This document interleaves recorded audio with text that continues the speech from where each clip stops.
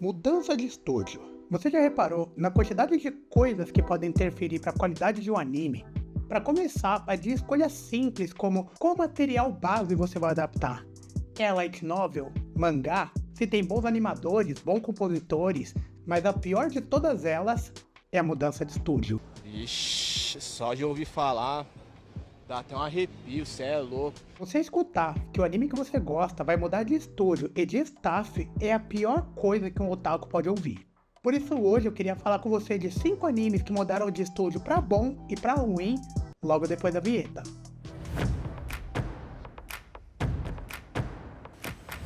Salve galera, tudo bem? Meu nome é Edson e se é a sua primeira vez aqui no canal, seja bem-vindo ao Rato de Anime. E para começar, existem vários motivos que levam um estúdio a abandonar o projeto.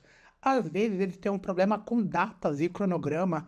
Às vezes a primeira temporada de anime, por ser desconhecida, tem um custo menor para você fazer aquela produção. E quando o anime vai ficando popular demais, a produtora já começa a pedir muito dinheiro e daí o estúdio já não consegue mais trabalhar. Ou pior, a produtora começa a pedir prazos tão apertados que aquele estúdio sabe que para entregar o projeto com uma boa qualidade de animação, ele não vai conseguir entregar a tempo. E daí não tem o que fazer. Muito provavelmente esse outro estúdio que assumir a continuidade do projeto vai tratar aquele anime com muito menos carinho do que o estúdio anterior. E para começar, tirando logo o cavalo branco da sala, eu quero falar dele, Nanatsu no Taizai.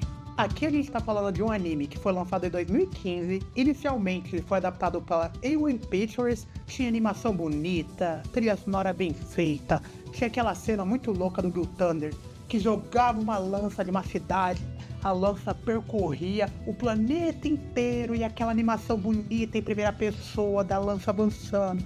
Do outro lado vinha o Meliodas, catava ela aqui no braço, mostrava o muque dele estourando, boladaço. Tinha várias outras cenas icônicas que só Nanatsu no Taizai sabia fazer.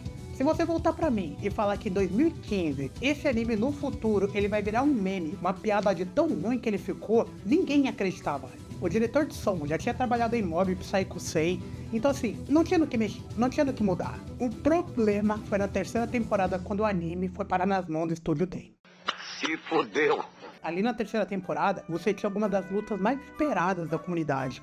Você tinha Meliodas vs Scanor, Meliodas vs Eldris Starrossa, e cara, que continuação horrível. Eu sei que todo mundo já viu os memes daquele Meliodas todo tortão, deitado na cama com a Elizabeth do lado, todo desproporcional, com os peitos de pombo gigante. Não tem como você olhar pra isso e você não pensar, que lixo, cara, como que esse anime conseguiu ficar tão ruim? E pior de tudo, aí você chega na quarta temporada e eles começam a adicionar o sangue branco. Os caras vai cortando os monstros, vai saindo leite de dentro dos bichos. É horroroso demais. Eu acho que Nanatsu no Taizai é o melhor exemplo de como uma animação pode sim estragar uma boa história. E agora uma mudança de staff que aconteceu pra ruim foi da primeira para a segunda temporada de Dungeon the Eye. Para você entender, Dungeon the Eye foi lançado em 2015 pela JC Staff, e ele não mudou de estúdio, ele manteve na JC. Só que o problema é que a staff principal, que é a equipe de animadores, diretores, produtores de som que trabalhavam no Dungeon, acabaram mudando de uma temporada para outra. E o diretor que assumiu, o cara é fraco, o cara é péssimo. Olha, vamos lá. Eu gosto muito da primeira temporada de Dungeon, eu acho que ela é perfeitinha, ela é bem acertadinha, ela introduz ali pra você um universo coeso, redondinho, você entende o esquema do RPG, das tatuagens nas costas, dos deuses que desceram do céu pra terra, formam as famílias, passam as bênçãos dos poderes pra ele, show de bola, legal. E aí você chega naquela luta do Bel contra o Minotauro, toda a trilha sonora, que pra mim é uma das melhores já feita na história dos animes, a trilha de Dungeon the Eye, ele falando que quer ser um herói, o pau comendo.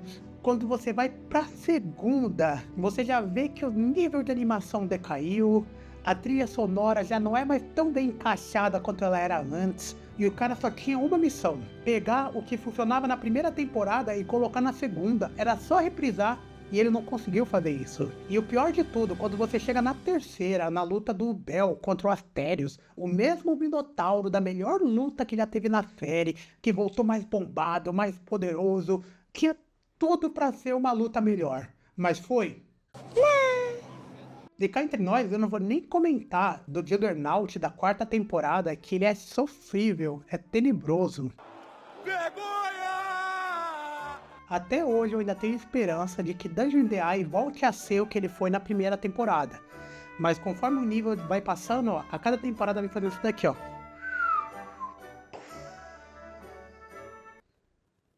Cada vez pior. Agora um anime que mudou pra bom foi a saga Fate. Confesso que eu não sou um grande fã de Fate, mas o primeiro anime que eu fui assistir é justamente o piorzinho, o primeiro de todos, Fate Stay Night. Pra quem não conhece, a saga original de Fate, pelo menos o arco principal, ele é dividido em 3 rotas. É como se fosse um videogame onde cada uma, o protagonista, ele tem a escolha de ficar com uma heroína diferente. Em Fate Stay Night ele fica com a Saber, em Fate Limited Blade Works é a Rin, e em Fate Heaven's Feel é a Sakura Matou. E é justamente o Fate Stay Night o que dá o nome pra série que eu assisti. E não me entenda mal, não é um anime ruim, não é uma história ruim. E ele foi feito pelo estúdio Den. Mas calma lá, calma que ele foi feito numa época onde o Den tinha bons animadores, porém é um anime antigo, então você tem uma qualidade de estruturação menor do que a que você vê hoje em dia. E a partir da continuação, quando ele já foi para Fate Limited Blade Works, que seria o arco 2, ele saiu do estúdio Den e ele foi para o que hoje é considerado o melhor estúdio de animação de todos. Ele foi para o Ufotable. Mas o que o Ufotable fez com esse anime aqui chega a ser esculacho com o estúdio Den. Os jeitos que eles melhoraram, que eles deram mais qualidade, mais corpo para a história de Fate, meu, é sensacional, é sensacional. E quando você pega a Heaven's Feel, que é a parte 3, que foi dividida, se eu não me engano, em 3 filmes, você tem a luta da Saber contra Rider. Até hoje tem gente que diz que essa é a melhor luta já feita na história dos animes. Tudo que a Ufotable põe a mão, ela entrega material de qualidade. Que essa é a vantagem também, de você ter um estúdio que não pega 30 projetos ao mesmo tempo. Ela vai, senta, faz ali bonitinho, estrutura e lança o anime quando ele tá redondinho, quando ele tá, ó, belzinho na chupeta. Agora um outro anime que mudou pra bom foi Gotobu no Hanayomi. Tá aqui um exemplo de uma história que eu nem sabia que precisava mudar. Lançado em 2019, Gotobu no Hanayomi conta a história de um maluquinho dormindo no dia do casamento dele, sonhando e relembrando com o dia que ele conheceu a noiva. A noiva dele é uma de 5 irmãs gêmeas, você não sabe quem que ela é, e a história do anime é justamente para você acompanhar a interação dele dia a dia com cada uma dessas garotas para entender com quem que ele fica no final. Quando a primeira temporada acabou, e foi anunciado que a segunda iria mudar de estúdio, de staff, e além disso o design desses personagens ia ser mudado, eu falei, ah não mano, que bosta, vão estragar o meu anime. Mas eu fico tão feliz de dizer que eu tava errado. Mas isso não é possível. A segunda temporada de Gotobun foi lançada em 2021 pelo B-Buddy Animation. Como eles trataram com carinho essa obra aqui. Depois que eles lançaram a temporada deles, eu fui perceber que os designs deles eram tão acertadinho, as meninas estavam tão bonitinhas, deram aquela moetizada, deixaram elas com traço um pouquinho mais de menininha. Antes, na primeira temporada, elas tinham um traço um pouco mais de mulherona, mas você nem percebe tanto assim a diferença. A graça mesmo é que eu fui reparar que, meu, depois que você vê a segunda temporada, como a primeira é torta.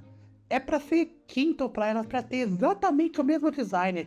E quando você vai prestar atenção, os animadores não eram capazes de repetir os mesmos traços que eles faziam nas 5 bonequinhas. Tinha hora que você botava a Yotsuba do lado da Nino e elas pareciam 2 personagens diferentes. Não a mesma garota que só mudou o cabelo, que na teoria é o que deveria acontecer. E quando o B-Buddy assumiu, a partir daí quase não tinha mais quadro torto. Começaram a introduzir alguns usos de filtro 3D para embelezar a imagem, alguns efeitos visuais que deixaram muito mais rico, muito mais colorido a história e até um pouco mais fluido. Não que o anime de comédia romântica precise de tanta fluidez, mas é sempre bom quando você pode dar um pouquinho. Fora todos os especiais, os OVAs, o filme que encerra a história, tudo muito bem encaixadinho, muito bonitinho, com a trilha sonora bem empregada. Eu gosto quando o anime ele foca nos olhos, bastante luz, bastante detalhe nos reflexos, o cabelo vibrante assim, voando de um lado pro outro. Ó, mudança muito bem-vinda. Agora, uma mudança de staff que veio pra ruim foi a da primeira pra segunda temporada de Tate no Yusha, o Herói do Escudo. Tate no Yusha foi lançado em 2019 pelo Cinema Fighters. E eu vou te falar que assim, o anime foi tão bom e pegou tanta gente de surpresa que eu não lembro de um outro anime na história que quando ele lançou, ele recebeu 2 continuações, 2 temporadas confirmadas enquanto a primeira ainda estava em produção e lançamento. Só que o problema é que quando você foi da primeira para a segunda temporada, você mudou o diretor principal da história e o cara que assumiu era muito ruim. Ele era muito ruim. Ele fazia as piores escolhas possíveis. Já tinha sido comentado que a segunda temporada de Tate no Yusha, ela seria um pouco mais fraca do que a primeira, porque o arco em si, eu vou cá entre nós, ele não é tão legal. A história que eles têm para trabalhar não é tão legal. É trabalho de uma staff você pegar uma história que você sabe que ela é mais fraca e você procurar quais são os pontos-chave, os quadros mais interessantes desse anime aqui. Quais são as coisas mais importantes e mais legais que a comunidade gosta. Então, você foca nessas partes, você enaltece o que precisa ter valor e você reduz a participação de tudo aquilo que é chato e capenga. Qual que é a escolha que o diretor fez? O contrário. Você parece burro!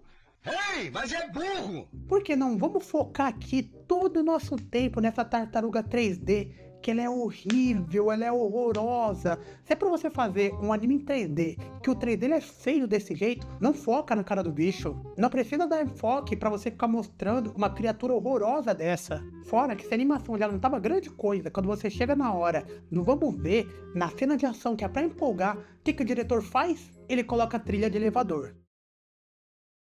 Você só tem uma missão, pegar uma música legal, envolvente, pra você aumentar a qualidade de uma história. Mas não, a sua animação já não tá boa e você coloca aquela música a mais chata que tem, que não empolga ninguém, no momento em que era pra estar energia lá no alto, pra todo mundo estar empolgado. A sorte é que quando chegou a terceira temporada, mudou de novo o diretor e entrou o Haga Hitoshi, que tinha a missão de fazer Tate no Yusha voltar a ser bom e trazer de volta o público da segunda temporada que abandonou esse anime aqui. E olha, eu vou te dizer, graças a Deus, ele conseguiu. O que esse cara fez com a terceira temporada de Tate no Yusha, olha, não é brincadeira. O anime ficou tão bom, mas tão bom, que eu ouso dizer que a terceira temporada consegue ser ainda melhor que a primeira. Eu não acredito no que eu ouvi. Não acredito no que eu ouvi, não pode ser verdade isso que eu escutei agora. Na boa, a quarta temporada já foi confirmada e vai dar uma olhada, vai assistir a terceira e confia em mim que Tate no Yusha voltou a valer a pena. E falando em confiança, eu vou deixar esses outros 2 vídeos aqui nos cards finais que eu também acho que você pode curtir. Dito isso, eu vou ficando por aqui. Tchau, tchau.